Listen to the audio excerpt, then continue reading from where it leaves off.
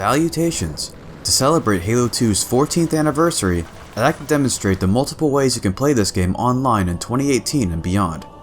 I'm going to be covering the 3 versions of this game, which include the original Xbox version, the PC port, and the versions included in the Master Chief Collection. The goal of this video won't necessarily be to determine the objectively best version of Halo 2 to play online, but to list the pros and cons of each build of the game to leave it up to personal preference for those interested. With that said, let's begin.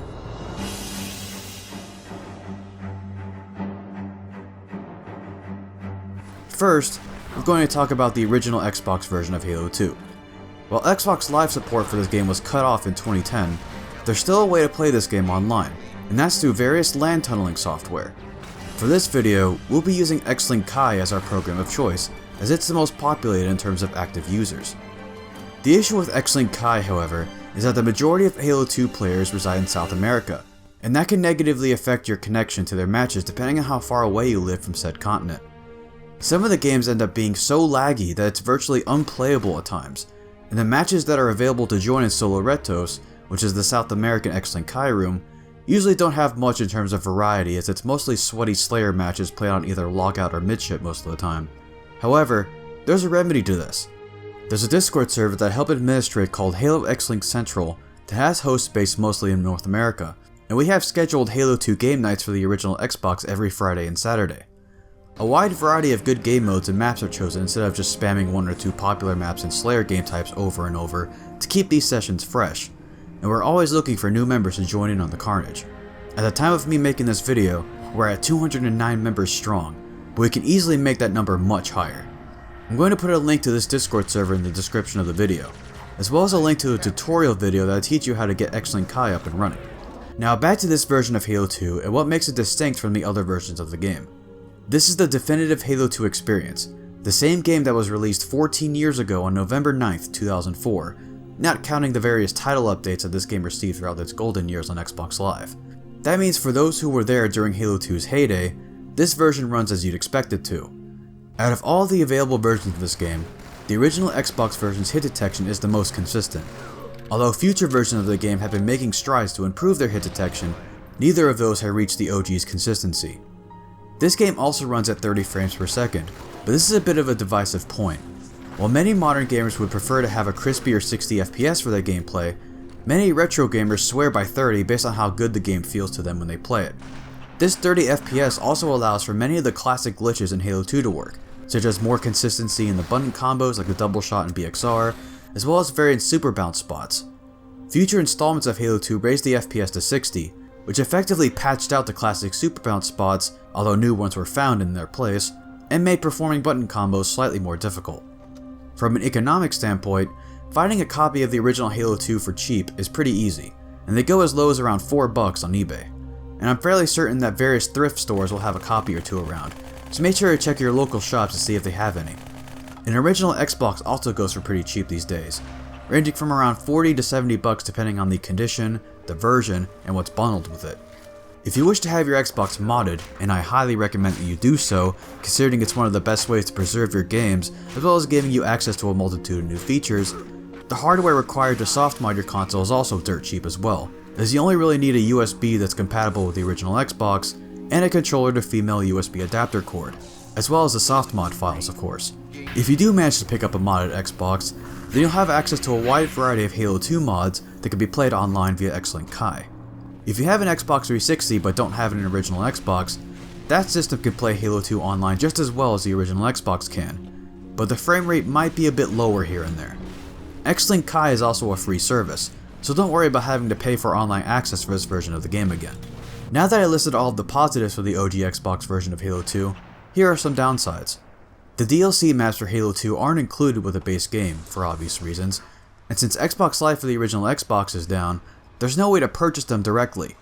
There is, however, a map pack disc for Halo 2 that can be purchased for fairly cheap on eBay that includes the bonus map pack, which has Containment and Warlock, the Killtacular map pack, which has Sanctuary and Turf, and the Maptacular map pack, which has Backwash, Elongation, Gemini, Relic, and Terminal. Even with all that said, the disc still doesn't contain the maps from the Blastacular map pack, which includes Tombstone and Desolation. which means the only real way to attain those two maps for the original Xbox is to have a modded console, unless you are lucky enough to already have them before original Xbox Live shut down. I say that this is a serious downside not just because of the fact that content is somewhat locked away for various users, but this prevents lobbies that have players who actually own the DLC maps to run the maps when some of the players don't have them, which will hurt match variety. Another downside is this version of the game's graphics compared to later releases of Halo 2. I did say earlier that many gamers that have a soft spot for retro titles prefer the nostalgia that emanates from dated graphics and frame rates like OG Halo 2, but not everyone shares that sentiment. Many would rather play this game at higher resolutions and frame rates such as on the PC or on the Master Chief Collection instead of the original.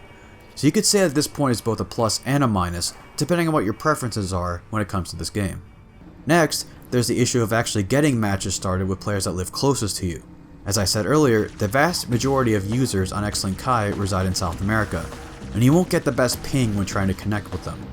If you want to play with others that live closer to you, you'll need to manually set up matches with players by reaching out to them in places like our Xlink Central Discord server. The last downside of Xlink Kai is the fact that every match uses a host-based connection. Unlike Project Cartographer and MCC, which has access to dedicated servers, Xlink Kai does not, and your connection to a match will vary depending on either how good the host's internet is or how far away the host lives.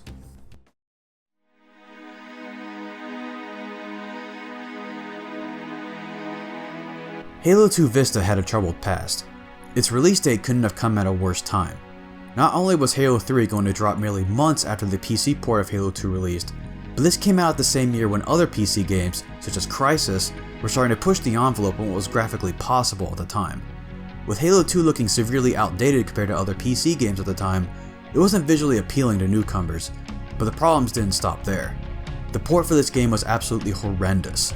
The game was poorly optimized, which meant most high-end PCs at the time couldn't even run the game efficiently no matter how powerful the user's hardware was. And on top of that, it was required for the user to own Windows Vista in order to play the game, which was a less than stellar operating system. Aiming with a mouse was also disjointed and felt awful. Hit detection was also laughably bad at the time of this port's release. With the higher tick rate included in this port, button combos were harder to pull off, and many of the classic super bounces were indirectly patched out. The fire rate for many weapons in the game, most notably the carbine, were oddly increased to levels that didn't accurately depict how they behaved in the Xbox version of Halo 2. Compared to the console version, there were very little additions to the game that were added to help it stand out, which were the dedicated server support and the two new maps, District and Uplift. Even worse still was the game's integration with games for Windows Live. While you were able to play the game for free on a silver account, you couldn't host a custom game lobby unless you were paying for a gold membership. With all that said, Halo 2 Vista was doomed to fail, and the population for this PC port was hovering around 10 to 20 people a day, sometimes even less. With the game basically on live support, 343 finally pulled the plug on July 2015. However, 4 months later, Project Cartographer was launched. The team behind this project revived the online functionality of the PC port of Halo 2, while adding a whole suite of new features to enhance the experience and let it stand out from the other versions of this game.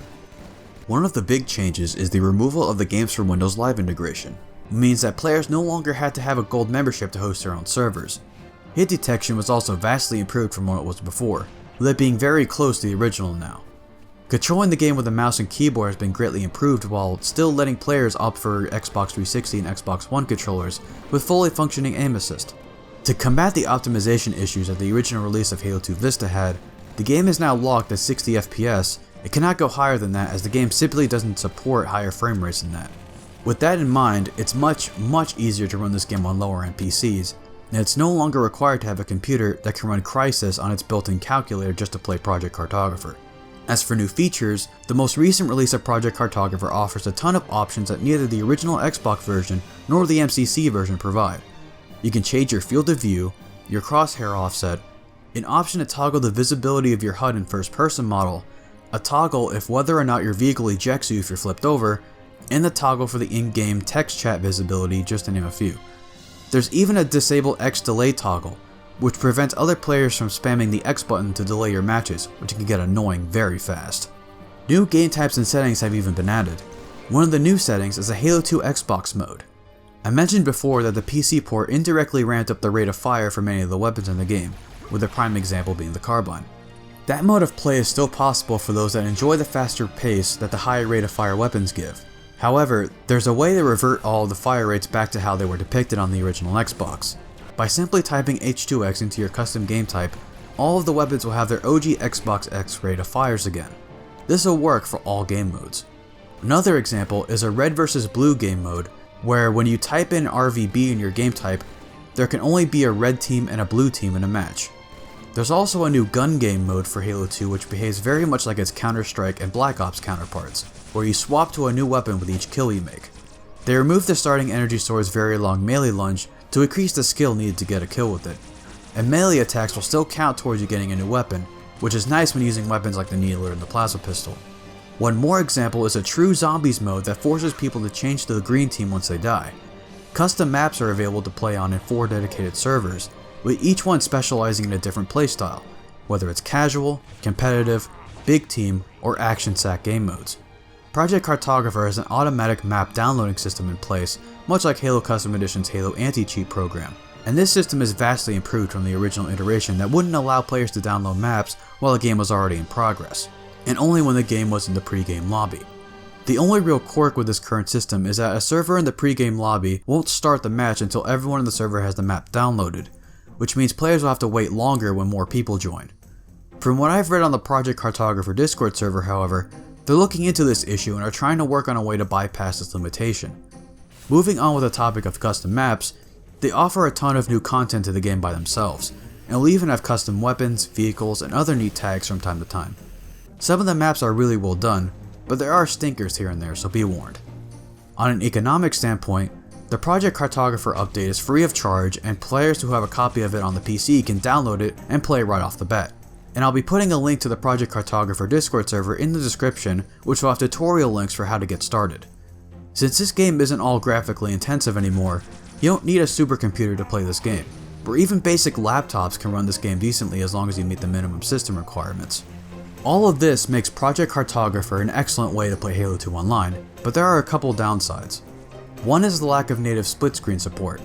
There technically is a way to pull it off though. By running the game twice on your machine using 2 accounts, you can emulate split screen gameplay, but your computer will likely need to be powerful enough to handle both instances of the game running. So unlike the other 2 versions of Halo 2 that have standard split screen support, Project Cartographer requires a bit of trickery to get working. Another downside that it shares with Xlink Kai is a small population of players at a given time. Hopefully this video and others like it will change this to a small extent, but there's usually around 50 or so people on it most times of the day, even less than in the South American Xlink Kai room where it averages around 200 or so. This will mean that despite the fact that this game offers so much content and variety for its servers, you'll either be playing BTB on coagulation, sweaty MLG BRs and snipers, or shoddy swords, but hey, if you're into those game modes, then power to you. The last downside is the current lack of in-game voice support, although it looks like it'll be included sometime in the future. For the time being, players will have to use external voice chat programs such as Discord to communicate with their teammates, or use the in-game text chat which forces the player to stop what they're doing to talk to other people.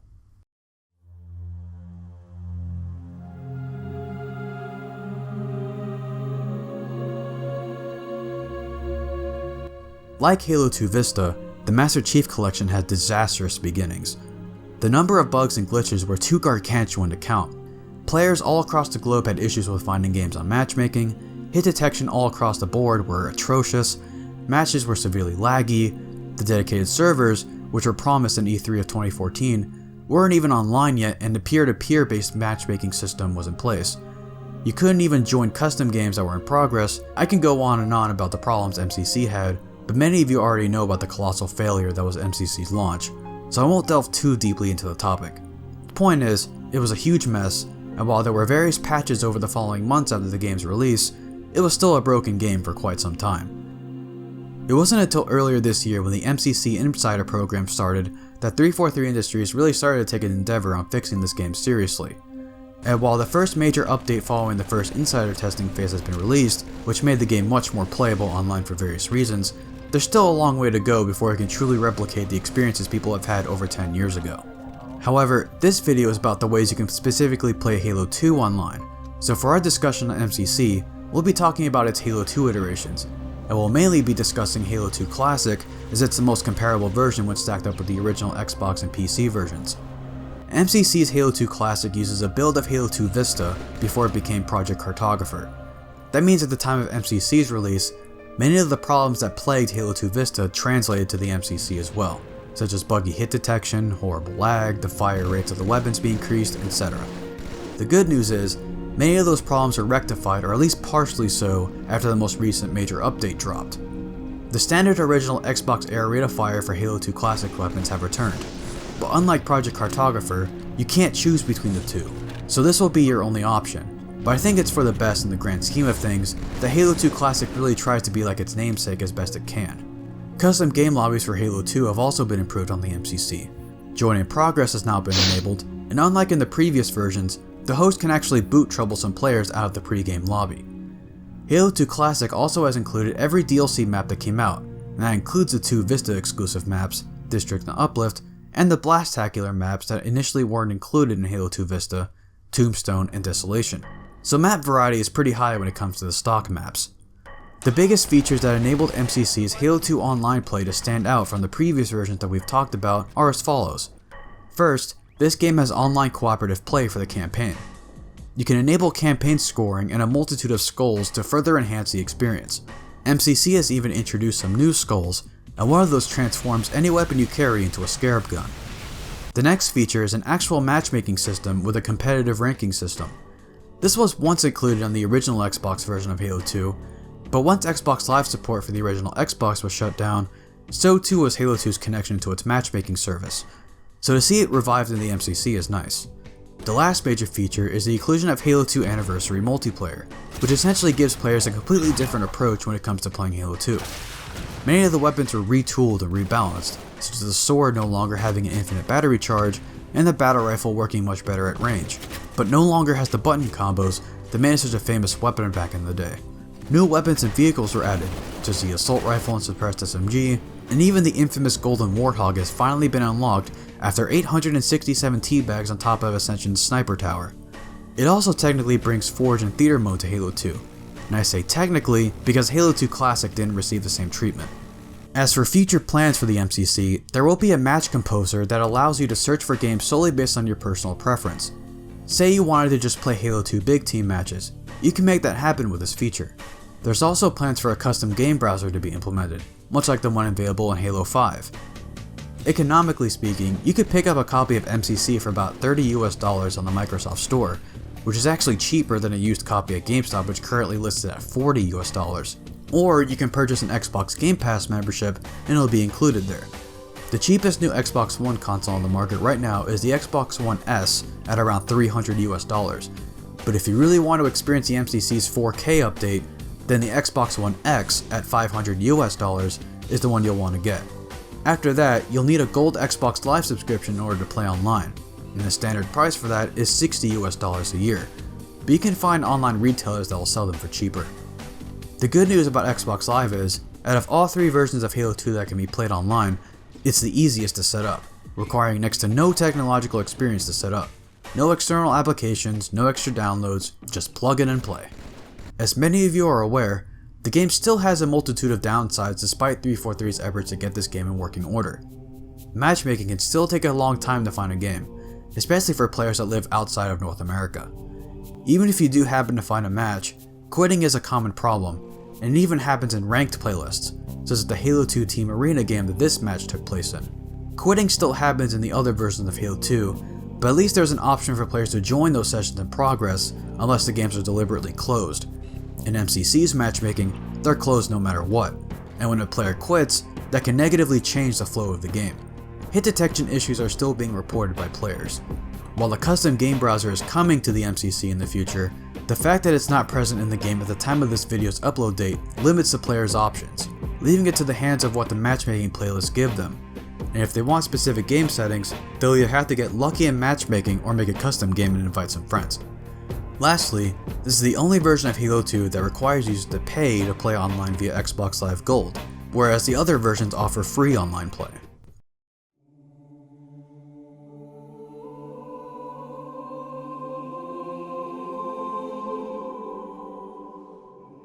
Before we wrap this video up, Let's briefly summarize each version of Halo 2 by listing their pros and cons. The original Xbox version of Xlink Kai is the purest form of Halo 2 as it's the original 2004 release. Hit detection is spot on. The 30 FPS that this game runs at resonates with retro gamers while allowing the various glitches that made Halo 2 so famous to be performed much more consistently. Out of the 3 versions of Halo 2 discussed today, it's the cheapest to set up, with both the original Xbox and the Xbox 360 being usable platforms to play over Xlink Kai. And the Halo Xlink Central Discord server helps breathe fresh air into this version of the game by adding match variety and a close-knit community. However, that same 30 FPS argument, as well as the very low resolution that this game runs at, could be used against it due to making the game show its 14-year-old age, which means that most modern gamers who prefer their games to be graphically superb might be turned off by the dated visuals. The main Xlink Kai hub, Solo Retos, is hosted in South America, which could affect the pings of players outside of that continent. The lack of readily available DLC maps will hurt match variety and may end up playing many of the same maps over and over again. And finally, every match uses a host-based connection, and your ping to the host will depend on both the quality of the host connection and how far away you are to the host's Xbox. Halo 2 Project Cartographer has undergone a massive transformation from what it once was before the project's inception, and the team behind this deserves much praise for what they were able to accomplish, as well as their continued effort to make this port better than ever. This game offers a wide range of settings not found in the other versions, such as field of view, crosshair offsets, disabling X-delay spam, and to prevent the player from ejecting out of a flipped vehicle. There's a large variety of dedicated servers that offer a multitude of game types and maps for added match variety. There's a whole new suite of new content in the form of custom maps that can be auto-downloaded from the pre-game lobby, as well as new game types such as the Enhanced Zombies mode, the Halo 2 Xbox Rebalancing mode, and Gun Game. Lastly, it's no longer hardware intensive, which means most low-end PCs will have no trouble running this game. However, the lack of split screen support may turn off some casual fans that like to play with their friends and family members in the same house. Also, the lack of in-game voice chat forces players to either use the in-game text box to talk to their teammates or use external voice chat programs such as Discord. Despite the fact that I said this game does well with its match variety, the small active population in a given day makes it tough to fill out many of said servers, and the most active ones are typically the servers that will always see activity, such as Coagulation BTB, BR Snipes on Lockout and Midship, and Shoddy Swords. Finally, the Master Chief Collection has had its fair share of hardships and many of them are still ongoing, and the many gamers that are still affected by the problems that this game keeps throwing at its users have the right to be angry at the developers. However, MCC's Insider program shows that they still care about this product and have started to bounce back from obscurity.